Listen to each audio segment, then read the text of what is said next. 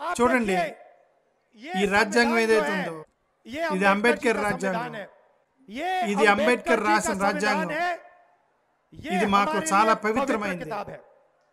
దీన్ని ఈ दुनिया భూమి की మీద कोई ఏ शक्ति శక్తి नहीं కూడా छू దీన్ని सकती తీసేయలేరు. है. దీంట్లో इसमें ఏమని लिखा है, రాశారంటే దీనిలో इसमें రాశారు लिखा है, ఏమంటే భారతదేశంలో हिंदुस्तान में ఒక एक వ్యక్తికి व्यक्ति को ఒక एक వ్యక్తి वोट ఒక ఓటే मिलेगा. మేము వస్తుంది.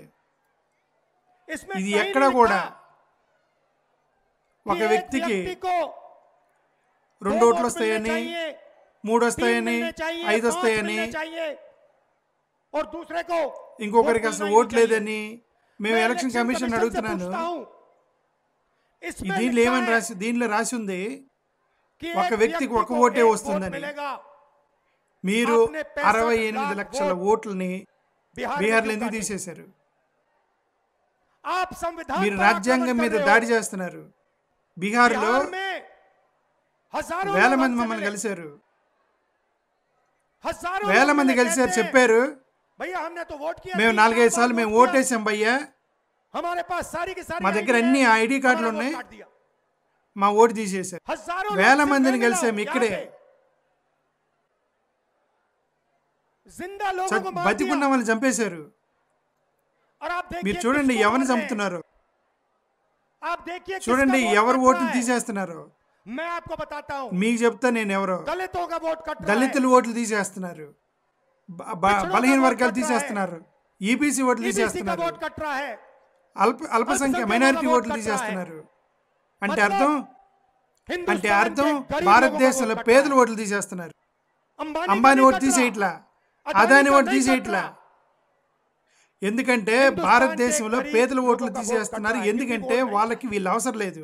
ఎందుకంటే మీ గొంతు వాళ్ళకి వినపడకూడదు. वो नहीं चाहते कि आप మీ యొక్క अपनी భూముల్ని जमीन की మీరు रक्षा రక్షించుకోవడం कर వాళ్ళకి पाओ. ఇష్టం లేదు. वो नहीं चाहते कि आप పేపర్ पेपर లీకేజ్ लीक के వ్యతిరేకంగా सामने పోరాటం ఇష్టం खड़े हो లేదు. पाओ. वो नहीं వాళ్ళకి चाहते ఇష్టం లేదు. कि మీ आपके పిల్లలకు बच्चों को ఉద్యోగాలు रोजगार దొరకడం వాళ్ళకి मिले. ఇష్టం లేదు. इसलिए అందుకని ఈ యొక్క इस पर దాడి आक्रमण చేస్తున్నారు कर रहे हैं. రాజ్యాంగం మీద. బ్రదర్ भाइयों అండ్ और సిస్టర్, बहनों, इसके ఇది बिना లేకుండా हिंदुस्तान భారతదేశంలో के ఉన్న गरीबों के పేదవాడికి पास ఏమీ कुछ లేదు. नहीं है. जो మీకు अधिकार ఏ आपको అధికారం मिले వచ్చినా हैं, ఈ वो इस పుస్తకం किताब నుంచే से मिलते వచ్చింది. हैं. और ये कोई ఇది नई ఇది किताब తప్ప नहीं ఇంకే है. పుస్తకం లేదు. మనకి इसमें వేల सोच जो है సంవత్సరాలకు हजारों సంబంధించిన साल पुरानी ఆలోచన है. రాయబడింది దీంట్లో. यहाँ पे ఇక్కడ స్టాలిన్ గారు गांधी जी వచ్చారు. आए. इसमें पेरियार जी की పెరియార్ सोच है. ఆలోచన కూడా ఉంది రాజ్యాంగం. यहाँ पे ఇక్కడ వేణుగోపాల్ గారు बैठे ఉన్నారు. हैं. इसमें ఇక్కడ नारायण దీనిలో गुरु जी की నారాయణ सोच గురువు है. యొక్క ఆలోచన కూడా ఉంది. इसमें अंबेडकर దీనిలో जी की అంబేద్కర్ सोच है. ఆలోచన ఉంది. इसमें దీనిలో फूले పూలే जी की ఆలోచన सोच ఉంది. है. इसमें దీనిలో गांधी గాంధీ जी గారి की ఆలోచన सोच है. ఉంది. దీనిలో इसमें భగవాన్ बुद्ध की सोच है. इसमें దీనిలో कबीर की కబీర్ सोच है. ఆలోచన ఉంది. ये ఇది हमारी మన आत्मा ఆత్మకు की సంబంధించిన किताब है. పుస్తకం ఇది. నేను और మీకు मैं చెప్తున్నాను, बता रहा हूं, ఈ ఓటు अगर దొంగతనం वोट చేయాలని चोरों ने ఆలోచించే ये వాళ్ళు सोच ఎవరైతే रखा है ఉన్నారో कि ये भारत భరతమాత माता की యొక్క आत्मा ఆత్మని को మీరు चोट దొంగిలిస్తున్నారు. पहुंचाएंगे. ఈ तो యొక్క ये इस దేశానికి, देश को, ఈ इस దేశ देश के యువకులకి, जनता को, ఈ దేశ इस देश ప్రజలకి के ఇది युवाओं అర్థం को नहीं కావట్లేదు. समझे हैं. भाइयों और బ్రదర్ అండ్ बहनों, సిస్టర్, मैं నేను మీకు आपको गारंटी గ్యారంటీ देके कह रहा ఇస్తున్నాను. हूं. और अच्छी तरह सुनिए, జాగ్రత్తగా వినండి. नरेंद्र నరేంద్ర మోడీ గారు वोट ఓట్లు चोरी దొంగతనం करके చేసి चुनाव ఎన్నికలు जीतता గెలుస్తాడు. है. నరేంద్ర మోడీ గారు वोट चोरी करके, ఓట్లు దొంగతనం చేసి, वोट कटवा ఓట్లు के, కట్ చేసి, वोट बढ़ा ఓట్లు के పెంచేసి चुनाव ఎన్నికలు जीतता है. గెలుస్తారు. और నరేంద్ర మోడీ గారు और అమిత్ షా గారికి మద్దతు हिंदुस्तान का భారతదేశ इलेक्शन ఎలక్షన్ कमीशन కమిషన్ करता ఇస్తుంది. है.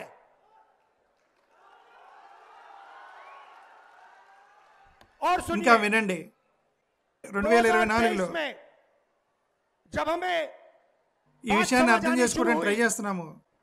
जब हमें మాకు सबूत ఆధారాలు मिलना రావడం शुरू हुआ, మొదలెట్టే एक नया ఒక కొత్త कानून చట్టం आता है. వచ్చేసింది. लोकसभा లోక్సభలో, में, రాజ్యసభలో में చప్పుడు चुप्पे కాకుండా चुप्पे एक नया తీసుకొచ్చేసారు ఒక कानून आता है. చట్టాన్ని. पास हो ఎవరికీ जाता है, తెలీదు, किसी को పాస్ नहीं అయిపోయింది బిల్లు కూడా. पता. दिन में पास ఒక్క किया రోజులో जाता పాస్ है. అయిపోయింది బిల్లు. पता ఏం क्या ఏం कानून చట్టమో था? తెలుసా అది? ఆ చట్టం कानून ఏంటంటే था कि कुछ भी ఏదన్నా हो చేయని, जाए, ఎలక్షన్ కమిషనర్ कमिश्नर ఏదన్నా कुछ भी చేయని, कर दे, उनके అతనికి खिलाफ వ్యతిరేకంగా कानूनी కేసు कार्रवाई పెట్టడానికి नहीं की లేదు. जा सकती.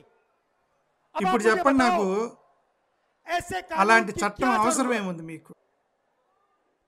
अगर ईमानदारी రెస్పాన్సిబిలిటీతో से ఎలక్షన్ కమిషన్ कमिश्नर काम कर रहा పనిచేస్తున్నట్టయితే है, అలాంటి చట్టం తీసుకురావాల్సిన అవసరం ఉంది. బ్రదర్ అండ్ సిస్టర్, రైతులకి లాక్కొని వెళ్ళి జైలు వేస్తారు, కూలీలనైతే తన్నుకుంటూ పోయి జైలు వేస్తారు, యువకులు పేపర్ లీక్ అయిందని ధర్నా చేస్తుంటే లాఠీ చార్జ్ చేసి తీసుకెళ్లి జైలు వేస్తారు, ఎఫ్ఐఆర్ పెడతారు. అలాంటప్పుడు భారతదేశ ఎలక్షన్ కమిషన్ కి వ్యతిరేకంగా ఎఫ్ఐఆర్ ఎందుకు పెట్టకూడదు? అలాంటి చట్టం ఎందుకు లేదు? ఏ చట్టం కూడా అలాంటి ఎలక్షన్ ఎందుకు తీసుకోకూడదు? ఎందుకు? ఒకటే కారణం, వీళ్ళు నరేంద్ర మోడీ గారికి ఓట్ల దొంగతనంలో మద్దతు ఇస్తున్నారు. వీళ్ళు ఓటు దొంగతనం ఏదైతే ఉందో, భారతదేశానికి సంబంధించిన ఈబీసీలు, దళితులు, ఓబీసీలు, అల్పసంఖ్యాకులు, గరీబ్ జనరల్ క్యాస్ట్ వాళ్ళకి వ్యతిరేకంగా ఈ దాడి, మిమ్మల్ని అంతం చేయడానికి ప్రయత్నం ఇంతటితో ఆపరు. ఇంక మీరు అనుకోకండి ఇంక ఓటు తీసేసుకున్నారు కదా ఇంకేముందిలే అని. దీని తర్వాత నీ రేషన్ కార్డు లేపేస్తారు, దాని తర్వాత నీ భూమి లాగేస్తారు. స్వాతంత్రానికి ముందు మిమ్మల్ని అవమానిస్తూ ఉన్నప్పుడు, మీకు ఎలాంటి అవకాశం రానప్పుడు, మీకు ఎడ్యుకేషన్ ఇవ్వనప్పుడు మీ యొక్క అమ్మా నాన్నని వాళ్ళని అడగండి స్వాతంత్రం ముందు ఏం జరిగింది అనేది. రాజు ఏం చెప్తే అదే జరిగేది. ఏదైనా సరే రాజు మనసు తట్టిందంటే అది చేసేయాలి. భూమి మంచిగా ఉందంటే భూమిని ఎత్తుకెళ్ళిపోతారు. కానీ ఈ పుస్తకం ఈ యొక్క ఆలోచనని, భారతదేశాన్ని మార్చిన పుస్తకం. ఇంకొకసారి మళ్ళా స్వాతంత్రానికి ముందు భారతదేశంలోకి మనల్ని తీసుకెళ్ళడానికి ప్రయత్నం చేస్తున్నారు. బ్రదర్ అండ్ సిస్టర్, రెండు విషయాలు నరేంద్ర మోడీ గారి ముఖం మీద చెప్పాను. నేను మళ్ళీ గ్యారంటీ ఇచ్చి ఇంకోసారి చెబుతున్నాను. అంటే ఈ 50% రిజర్వేషన్ క్యాప్ ఏదైతే ఉందో, దీన్ని కాంగ్రెస్ పార్టీ లోక్సభలో చించి ఇసిరి పడేస్తాను.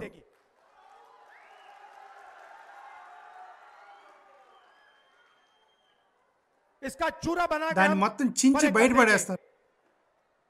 బ్రదర్ అండ్ సిస్టర్, కార్పొరేట్ ఇండియాలో చూడండి, మీడియా చూడండి.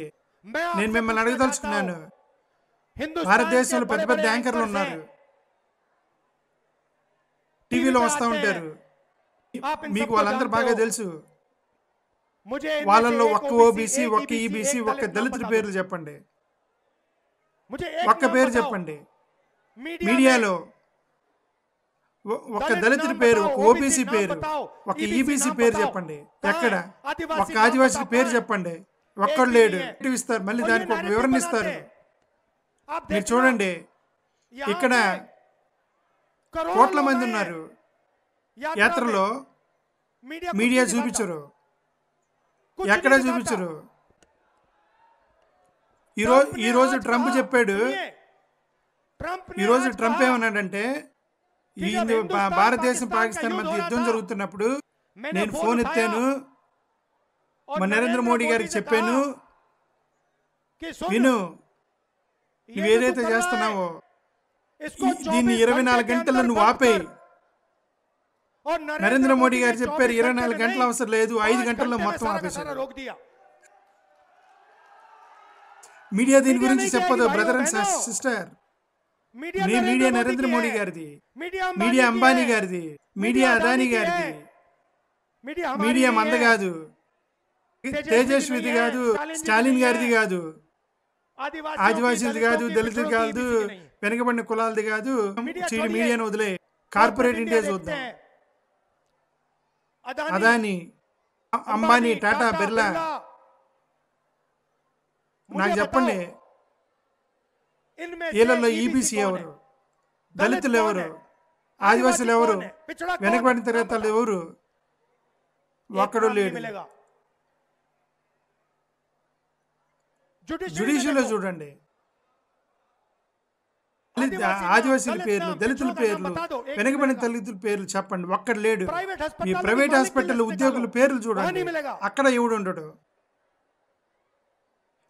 ఎడ్యుకేషనల్ ఇన్స్టిట్యూషన్స్, యూనివర్సిటీ, కాలేజీలు, అక్కడ లిస్ట్ చూడండి, అక్కడ ఎవడు ఉండడు. మీకేం జరుగుతుంది? 90% ప్రజలకు అసలు ఏమీ లేదు. कहीं है ही नहीं। అందుకనే इसीलिए వాళ్ళు वो ఏ चोरी దోడు कर रहे దొంగతనం हैं, చేస్తున్నారు. क्योंकि ये जानते हैं ఏ कि రోజైతే जिस మీ दिन యొక్క మీ గొంతు आपकी వినపడుతుందో, आवाज కరెక్ట్ ठीक గా से విన్నారో सुनाई మీ देगा, గొంతు, उस ఆ दिन రోజు हिंदुस्तान భారతదేశం बिल्कुल बदल మొత్తం जाएगा। మారిపోతుంది.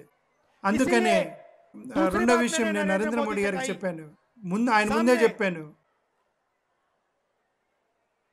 जाति కులగణన जनगणना చేస్తాను, हिंदुस्तान దూతుకు में होगा, दूध పాలకు का दूध, పాలు, पानी का నీళ్లకు पानी నీళ్లు होगा। బయటపడిపోతాయి. ये ఇది ఒక ये जो ప్రాంతం, प्रदेश है, ఇది ये విప్లవానికి क्रांति का సంబంధించిన प्रदेश है। ప్రదేశం. अंग्रेजों को ఇంగ్లీష్ వాళ్ళని बिहार బీహార్లోనే में ही ఓడించారు. हराया था। चंपारण में बात చంపారణ్లోనే शुरू हुई थी। అసలు విషయం మొదలైంది. ఓటు वैसे ये దొంగతనానికి जो సంబంధించిన वोट चोरी की నిప్పు जो ఏదైతే आग है, ఉందో ఇది ये బీహార్లో में फैल అంటుకుంది. गई है और ఇది अब బీహార్ से నుంచి पूरे దేశం हिंदुस्तान మొత్తం में అంటుకుంది. फैलेगी। आप మీరు देखना, చూడండి, आप देखना क्या మీరు होता చూడండి है। ఏం జరిగిద్దో. గత क्योंकि 10 पिछले సంవత్సరాల 10 నుండి साल से దేశం पूरे మొత్తాన్ని हिंदुस्तान को బ్యాకూఫ్ बेवकूफ చేశారు. बनाया जा रहा है और हम सबूत के साथ ఆధారాలతో సహా आने ఆ वाले సమయం समय में వచ్చినప్పుడు आपको మొత్తం दिखा देंगे। చూపిస్తాను. जैसे ఏదైతే माधापुरा మాదాపూర్ में విషయం दिखाया, చూపించాను, वैसे आप అలాగే మీకు చూపిస్తాను. कि पिछले గత 10 10 साल సంవత్సరాలుగా नरेंद्र మోడీ, అమిత్ షా और ఎలక్షన్ కమిషన్ ఓట్లు దొంగతనం చేస్తున్నారు. और మీ आपकी యొక్క आवाज, స్వరం, మీ आपके యొక్క दिल హృదయ की ఘోష आवाज को दबा रहे దాని हैं। మీద కొడుతున్నారు. कुछ समय కొంతకాలం पहले క్రితం अमित शाह గారు ने చెప్పారు, कहा బీజేపీ बीजेपी 40 నుంచి 50 సంవత్సరాలు 40-50 साल మేము अब పరిపాలన राज చేస్తామన్నారు. करेगी। याद है మీకు आपको? గుర్తుందా? अब राजनीति ఈ में రాజకీయాల్లో कल రేపేం क्या జరిగిద్దో होगा, ఎవరికీ किसी को नहीं తెలియదు. मालूम। मगर కానీ అమిత్ షాకి 40 సంవత్సరాలు 40 साल की 40 సంవత్సరాల రాజకీయం తెలిసిపోయింది. ఎలాగే? ఓటు దొంగతనం చేయటం వల్ల. ఎలక్షన్ ఎన్నికలు వస్తాయి, ఒపీనియన్ పోల్స్ వస్తాయి. ఒపీనియన్ పోల్స్ లో ఈ మీడియా ఛానల్ అన్ని చెబుతాయి. హర్యానాలో చెప్పారు కాంగ్రెస్ పార్టీ గెలుస్తుందని. నరేంద్ర మోడీ, అమిత్ షా చెప్తారు బీజేపీ గెలుస్తుందని. అక్కడే స్టాటిస్టిక్స్ చెబుతున్నారు 300 కంటే పైన. 2024లో 2019లో ఒపీనియన్ పోల్స్ అన్ని ఇంకోటి చెబుతున్నాయి. నరేంద్ర మోడీ గారు 2019లో ఎన్నికల తరువాత రిజల్ట్ కూడా రాకుండా దానికంటే ముందుగానే ప్రెస్ కాన్ఫరెన్స్ పెట్టి చెప్తారు 300 సీట్లు వస్తాయని. భారతదేశంలో ఉన్న ఎగ్జిట్ పోల్స్ అన్ని వేరే వేరే చెబుతున్నాయి. ఒపీనియన్ పోల్స్ వేరే చెబుతున్నాయి. కానీ నరేంద్ర మోడీ గారు చెప్తారు 300 సీట్లు వస్తాయన్నారు. చివరికి ఎన్ని వచ్చాయి? 300 వచ్చినాయి. ఎందుకు?